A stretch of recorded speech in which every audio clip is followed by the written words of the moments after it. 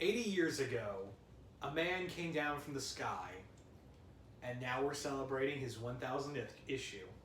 Absolutely.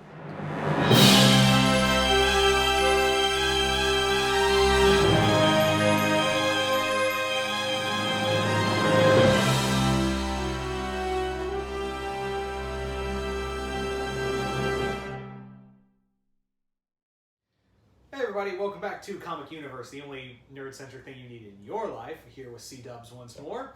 And we're going to be doing a special review for Action Comics number 1000. The big landmark issue for Superman. And yeah, this is pretty cool. It's an 80-page story, and it was published on the 80th anniversary of Superman, which, yeah, that was no, mistake right there. Right, of course. They must have, when they were doing this renumbering, they had to have been like, hey guys, April 18th is on a Wednesday. I know what we need to do. Exactly, right? So this is a very special issue of Action Comics. This takes a lot of different insight from a lot of different writers and artists and gives us these little stories that give us some insight to who Superman is and how we and the people within his own universe perceive Superman to be. And it does a really good job of showing how important Superman is just in general. What he means to all the heroes within his own universe, what he means to the criminals in his own universe as well. And it's just a really good take on Superman as in general. Yeah. This is also the issue that introduces Bendis on Superman. We'll get to that at the end. But I guess we'll go story by story. And on a whole, I really loved every story. There was no real weak one for me. Right. I don't think anything is just flat out. There's nothing bad. Let's put it that way. There's not a bad story in here. There are some that, to me, do stand out more for whatever reason. For instance, like I had mentioned to you, DPZ, that I really was excited for the car. Basically, what happened after the events of the first issue of Action Comics, basically, with the car being all smashed up and, everything. Everyone knows the actual lifting of the vehicle and things like that. So just how that was kind of all perceived, I really dug that, and the art in it is beautiful, beautiful, beautiful. That was really when I heard that this was a story within this comic book, I was like, I don't even care if the rest of the comic sucks. It's a whole story based around the most iconic cover in comic history. Exactly. So, and to me, that made me so excited. Yeah. And I even mentioned while I was reading it, because you kind of overheard me, I'm sure. There's one in the first story where they kind of start going the stereotypical route and just making him a little too you're the greatest thing since sliced bread, Superman. But it changes itself. It does. Yeah. It fixed itself, but they were going down that route, and I was like, okay, I was into this story up until you were force-feeding me how great Superman is. I don't need to be told how great Superman is. And then it was a good twist on it, because it was coming from the perspective of a villain. Yeah. And then I was like, oh, okay. Yeah. I'm back on track. So that was the first story, which we'll get into, called "The City from the City That Has Everything," and it's Superman Day, and Clark. Do you want to let them know who wrote it? Oh yeah, I've totally forgot. The writer and artist is Dan Jurgens, with inks by Norm Rapmund. Hope I'm saying that name right. And this is a nice little comic. It's another, because Dan Jurgens' his run has been phenomenal on Superman since Superman in Rebirth. It's been one of the best Rebirth comics. I agree. And it's another really hard thing for me to move on with Bendis taking over soon. Considering how great he did of a job, how good of a job he did, yeah. Yeah. So it's a really nice story. It's a very sweet story of Superman and his family, just listening to all these stories, like the mayor telling a story of how Superman saved her, or a fireman who was rescued by Superman. But the last story is really good, and Clark is listening to this story of a man who was like a henchman for all these villains, and the guy goes, "Look, if it weren't for Superman giving a crap about me, I'd still be out there, probably dead by now." Right. Yeah. Which and or worse, Yeah. Exactly. And yeah, it's pretty much everyone being, and Superman is like, he's very humble, like, look, I don't deserve this, Right. I'm just a guy. And there's like a little twist to that little story, as even though it's only a couple of pages long, there's a cool little twist that Lois was kind of talking to someone on the phone, trying to kind of pull the wool over Superman's eyes because she had a surprise for him, kind of. And basically it turns out that all the superheroes within the well, not all, but a good portion of all the superheroes within the DC universe show up at his ceremony to kind of pay him homage and thank him for everything that he has done. And it was pretty awesome. And pretty much like giving him the day off. Right, exactly. Because before this, he was chasing off the Kurds, which are pretty much the Klingons of the DC universe. Right. So he was like, man, I got to do this real quick, but And it is always good to see. Oh, and also like when the villain gets up there to start talking about Superman, his son is like, he's just like, why did they have a bad guy up there? Like, why is there a villain up there talking about like this is just a wait? And Clark tells him, he's like, just give it a second, let him finish talking, and you'll see how important this guy is. Probably the most important speaker out of everybody here. And it basically goes on to show that nobody is, without change. Like, there's a possibility that anyone can change for the better. Yeah. Granted, you may have done some horrible things in the past, but depending on how horrible, you might be able to redeem yourself, So, that's the first story. Again, I really dug it, and it kind of set the tone. Moving on into, the next couple of stories. So the next story is Never Ending Battle by, I believe... Yeah, Peter J. Tomasi. Just the word got away from me. And this is a story of Superman trapped throughout multiple timelines, and it's pretty much Quantum Leap. Right, that's true. And Vandal Savage has trapped Superman in like all these multiple timelines, and he's going through all the eras of his life, throughout the timelines. From the 30s and moving on. And it's really neat that all these, it's each page, these massive one-pagers of different artists, and it's a really cool thing. And Superman's telling about all, just his life of how it's been for years. Right, and, right. We have like the black suit Superman. We have like a issue of a page from Tim Sale. You've got like all these great artists. It's a fun little story of Superman just telling his day on his birthday to John and Lois. Right. And they're just like, Clark, just blow out the candles. We don't care. Yeah, like we know your life is pretty hectic, but it's pretty cool to kind of see, and he even mentions, he goes basically at the end of the day, my family gives me the strength to endure everything that has happened, and it makes you take a second maybe to even think about, what does your family mean to you and things like that. So, again, it has a really good wholesome message, whether you like it or not, by the end of it. But that is what Superman is. He's wholesome. That is what really makes the character and why he's so great, like it or not. That's kind of what it is. So, and I guess we can move on to the next story, because there wasn't much to that other than really showing off the different artists and things like that. I think that was more the point of that particular. Yeah. So the next one is called An Enemy Within by Marv Wolfman. And this is a story of, what's her name? She's from Superman comics. I forget her name. Everdeen? Is that her name? No. I don't know. Regardless. Yeah, so it's pretty much this woman who's trying to, in Metropolis, trying to negotiate a hostage situation where the man is actually taken over by Brainiac. And Superman's kind of watching the situation unfold, because he knows if he goes down there, Brainiac's going to figure it out. And it's a neat story. I liked it, just how it plays out, of just Superman kind of just observing the whole situation, knowing that not everyone needs me, There are people who can take care of themselves without my help, but it always makes me feel better if I'm there, at least. Yeah, like it puts him in a position of, Superman is watching over us. If it gets too crazy, it's kind of like some people like it, some people don't. Whenever we get the religious undertones to Superman, this is one where I think they kind of sneak it in and it works. Where they say God will never give you more than you can handle, and then God's always watching, type of thing. So this is kind of like Superman too. He's like, he'll let you deal with it until you can't deal with it anymore, and then he'll swoop in and do what he can to help. So this, again, I think had might find itself a little too religious for some people, but I think it did a good job of sneaking it in there. It wasn't like in your face. Yeah. So the next one is probably the story you were looking for, The Car. The Car. Which is written by Jeff Johns and Richard Donner, the director of the two good Superman movies. Yeah, that was pretty awesome.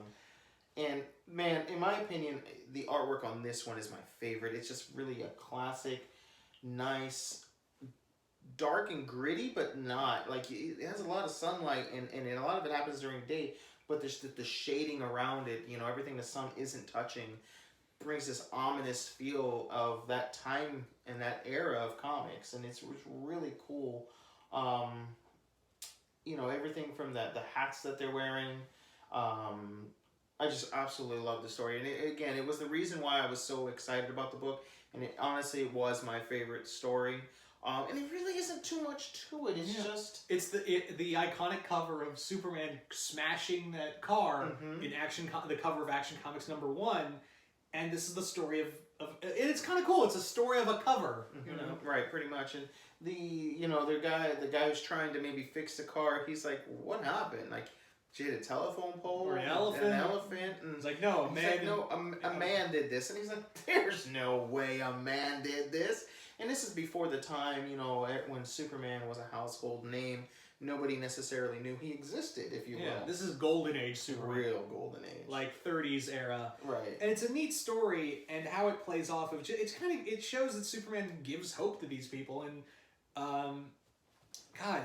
Jeff Johns and Richard Donner know how to write Superman. Oh, for sure. And he has so little dialogue in here, but everything he says is just wisdom. Right, exactly. So, moving on now to the story by Scott Snyder called The Fifth Season, which is a Superman Lex Luthor story that is kind of neat because it's just Luthor and Superman talking about their first kind of encounter.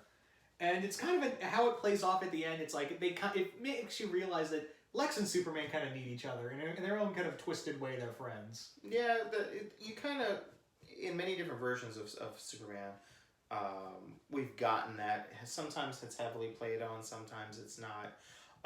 But I definitely feel that Superman 100% gives Lex a reason to live. Because clearly he wants to be the greatest human being on the planet. Or even though Superman's not human, but you know what I mean. He wants to be the one idolized as Superman is. And then on the flip side, it's not so much that I think that Superman necessarily needs him. I think it's more as it gives him a reason to prove that anybody can be great, anybody can change. That if he can change Lex, if there's hope for Lex, then maybe there's hope for everybody. If he can find some hope within him, and from time to time Superman finds that greatness in Lex, and we all know it's in there. He's just a jerk sometimes, to put it nicely. Keyword sometimes. Yeah, I mean, he clearly, he could be the world's greatest superhero if he really wanted to be. That's what's the shame of Lex. He really could be. But he just goes about everything just the wrong way. But it like you said, the story's really awesome. It's funny because while reading this, and he starts talking about the fifth season, and essentially especially if you live here in Central Florida where me and DPZ live, you may understand and get a feeling of understanding what this fifth element is. Now, or not element, season, if you will.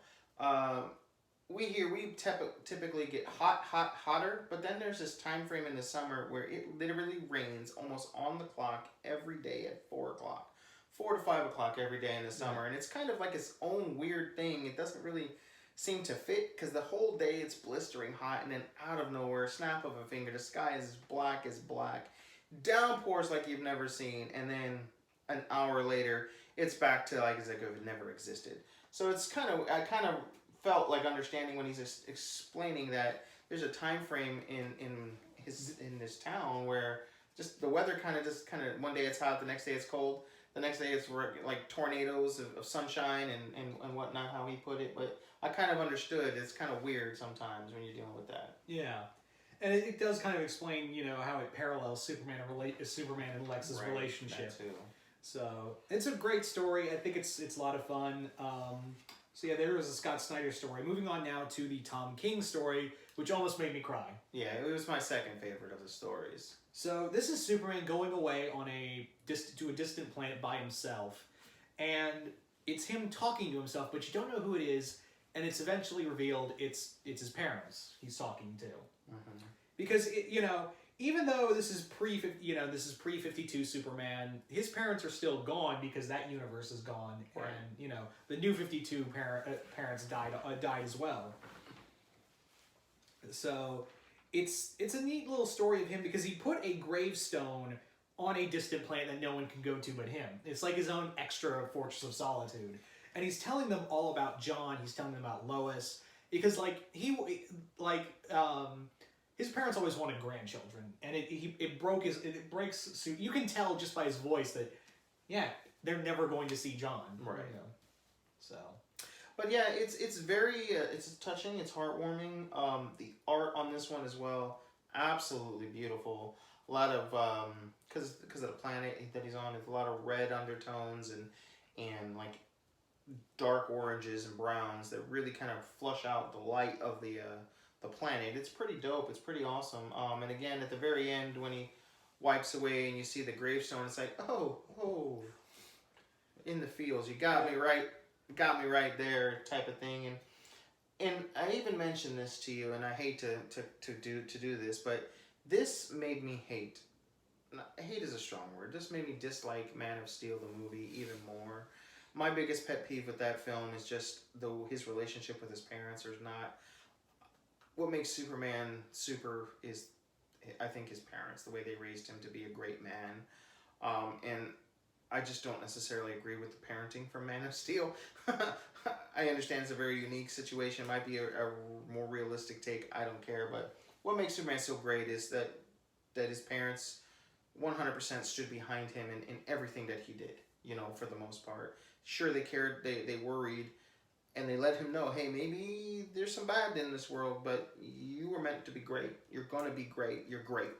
And this just made me go, oh, man, why can't we get that on TV, on the big screen? But yeah. Overall, my second favorite story in the book, and it's beautiful.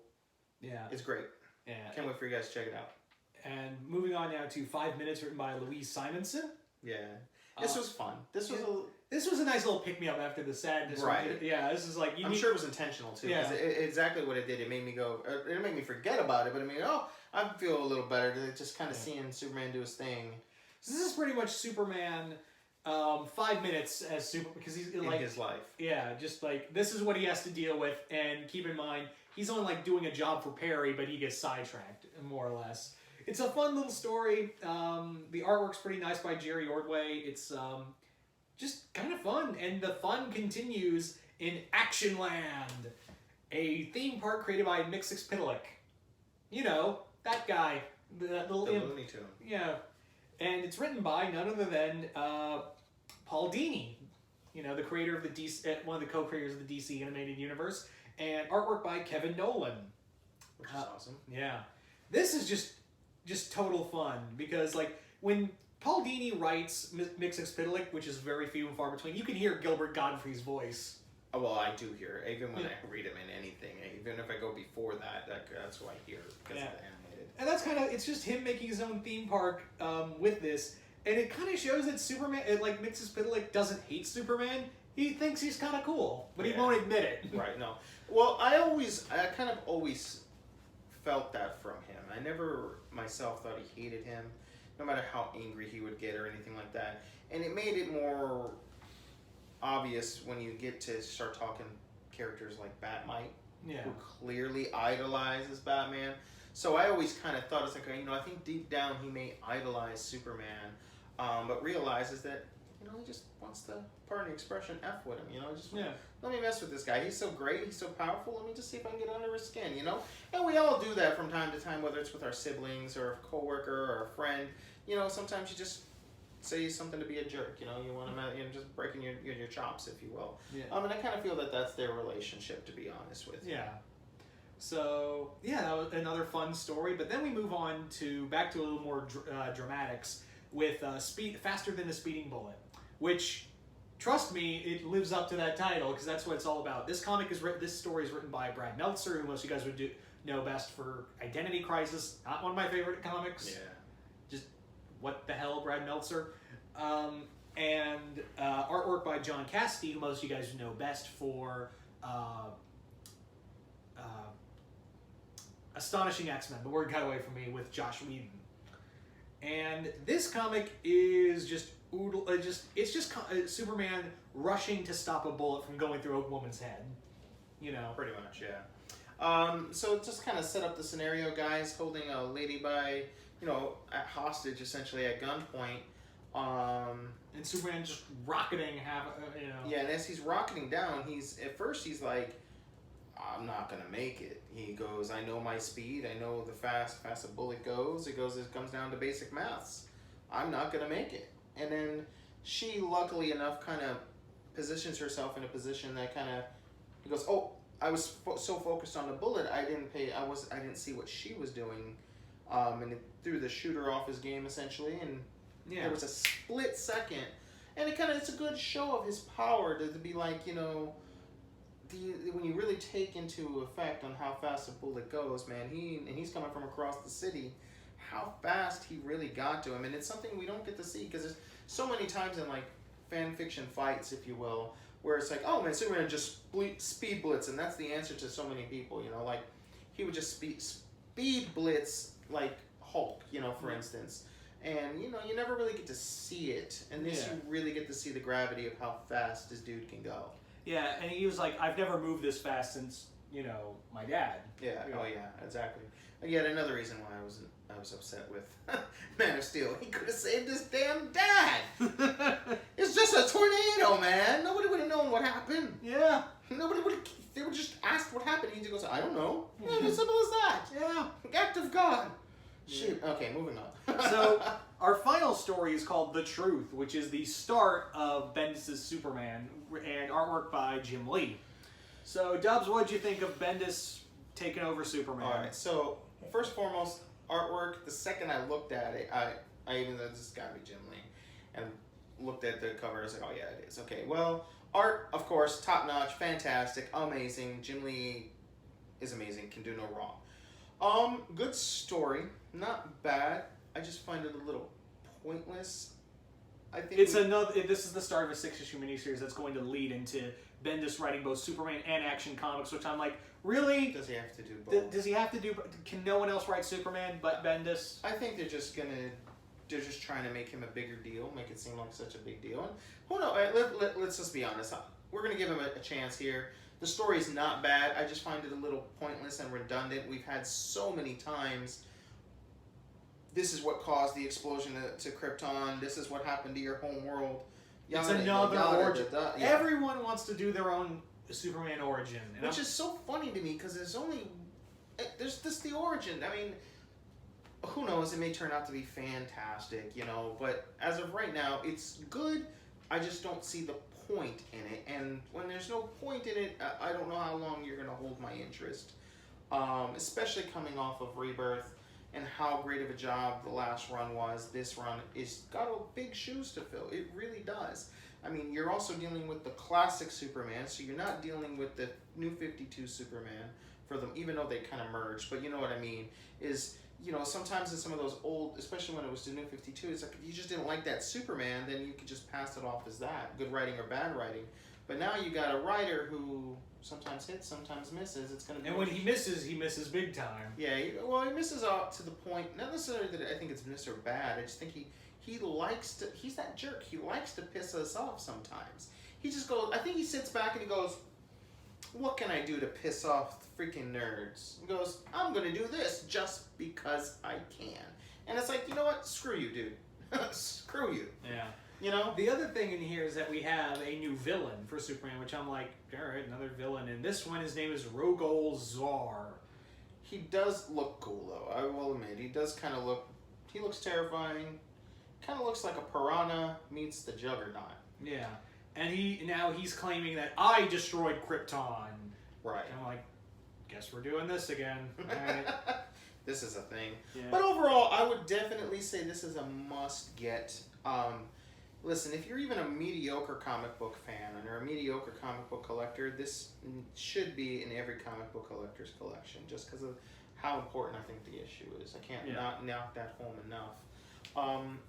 And you know, we do have a contest going on, and it's not just to plug our own channel, but we do truly feel that this is an important issue. We got 4 different covers, guys, that we are giving away, as Vanna Deadpool here is presenting to you guys. He's gonna buy us a vowel in a second. No, guys, but we do have this contest going on. We are giving away 2 issues to our YouTube community and 2 issues to our Facebook community. Basically, the way that you go about to enter the contest, if you're already on our YouTube page, you just have to get a friend to subscribe to our page and shout your name out. That will put you in a drawing, and when we pull your name out of the hat next week, if we pull your name out of the hat next week, you and the person who shouted you out get a copy. So what does that mean to you? The more people you get to come and comment on our video, if you will, and shout your name out, the more chances and more names in that hat you'll have. So your odds are better. So there's an endless possibility amount of people you can get to shout your name out to possibly win this cover. And to our Facebook fans, if you are not already over on our YouTube page, all you have to do is jump over there, subscribe, and basically shoot this, you know, the snapshot that you subscribed over on our Facebook page, and that throws you into the drawing as well for our Facebook fans, guys. So definitely check that out. Please like, share, and subscribe onto this video. Let us know what you guys thought of Action Comics if you've already read it. If you've already read an issue and would like a copy, again, just to put on your wall, you know, tuck away for a rainy day, and who knows, you know, if we get 1,000 movies, maybe, you know, the value of the 1,000th issue will definitely go up. Maybe. You never know. Who knows? But again, guys, definitely we appreciate everything, and see you once more in the universe.